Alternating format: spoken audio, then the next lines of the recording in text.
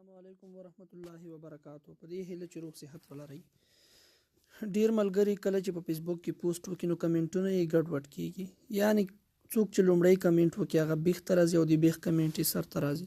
نو د هغې په باره کې نن موږ یو ویډیو چمتو کړې ده، هیله ده چې تر پایه وګورئ. نو لومړی زموږ چینل در سره سبسکرایب کړئ او وروسته د بیل نشان ووهئ.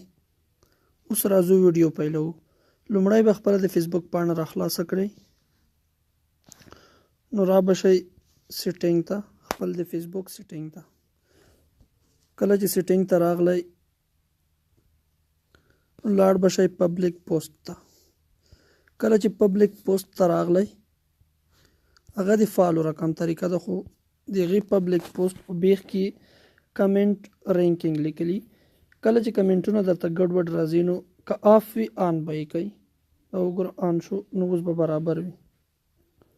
نو اوس چې کله پوسټ وکئ نو ستاسو په فیسبوک پاڼه کې به کمنټونه سټیپ بای سټیپ راځي، یعنی قدم په قدم به راځي.